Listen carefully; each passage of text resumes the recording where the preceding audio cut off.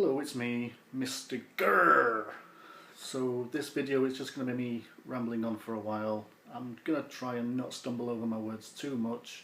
If I look to the side at the moment, anytime like this, it's because I'm actually reading from a script. Mostly because I tend to stumble over my own words pretty easily. It's just something I've had for quite some time, and I'm even doing it now just because I'm not looking at that, so here we go.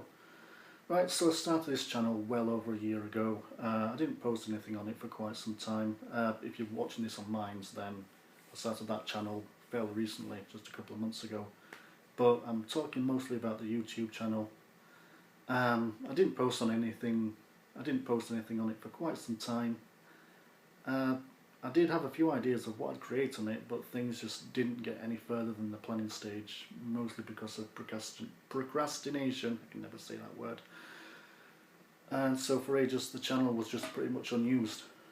I think it was roughly late summer, early autumn in 2014, so before I made the Mr. Grrr channel, when I first was exposed to the anti-SJW, anti-feminist, skeptic community.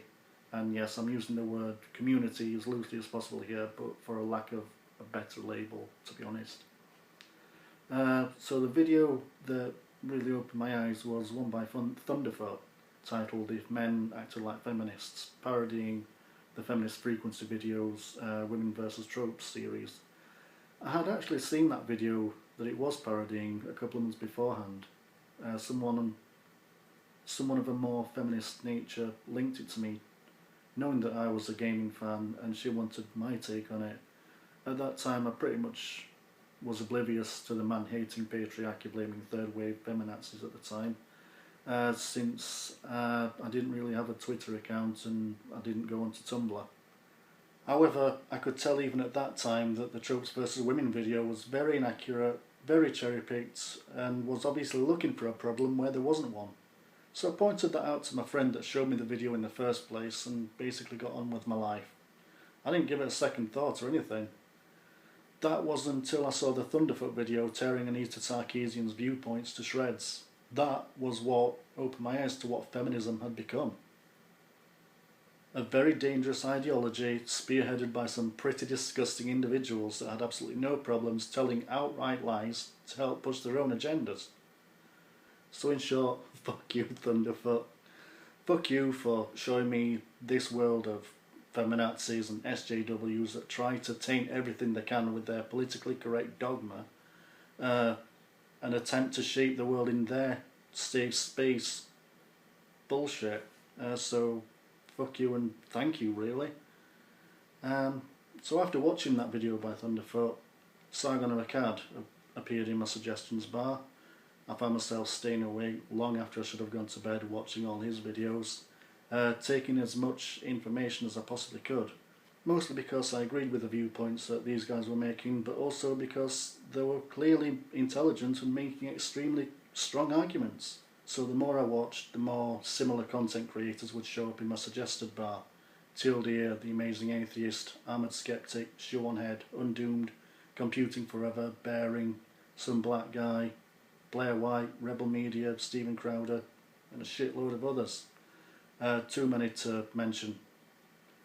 For a while I was toying with the notion that perhaps I should do videos in the same vein as these people, taking on a feminist SJW, Islamophobia, extreme left video or article and basically wrecking it.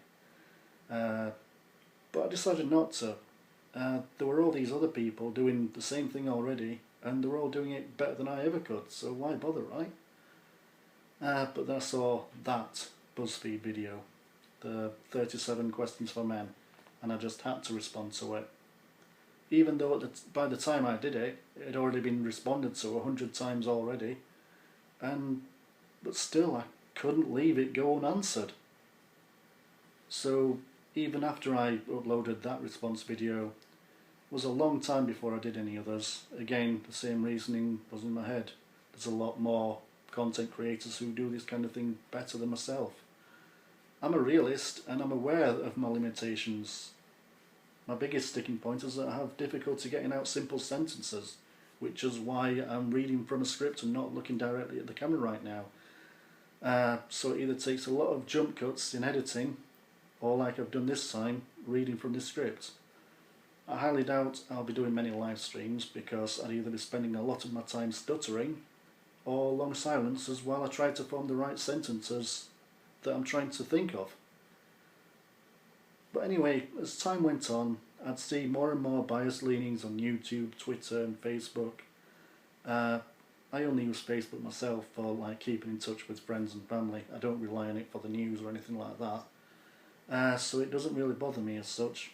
However, with all the shadow banning of the right-leaning channels, even though I'm more left-leaning myself, the demonetisation of certain subjects and even the total removal of videos based on false DCMA claims, I couldn't stay silent. Despite everything that I believe about myself, not being as talented, not having the greatest hardware or software for making videos, and not even having the greatest mind either. But I do have a voice, and I do have a platform. And it's not only my right to speak against this bullshit, but it's my duty. Right now, the view count on my YouTube channel is pretty pathetic, I know that. But it's just one more voice out there amongst all the others that otherwise will be silent. Also, I recently joined Minds.com. I post my videos there before I post them on YouTube. Because of all the algorithms, how they work right now, I'm not getting any exposure at all on YouTube. So I'm hoping that I'll have more luck on Minds. I'm already getting more views there already. So as things currently are, I already have more subscribers there than I do on YouTube, even though I signed up to Minds on the 27th of November and have considerably more subscribers there than I do on YouTube, which is 4. So hopefully that'll change. So anyway, that's just my rambling on video. See ya.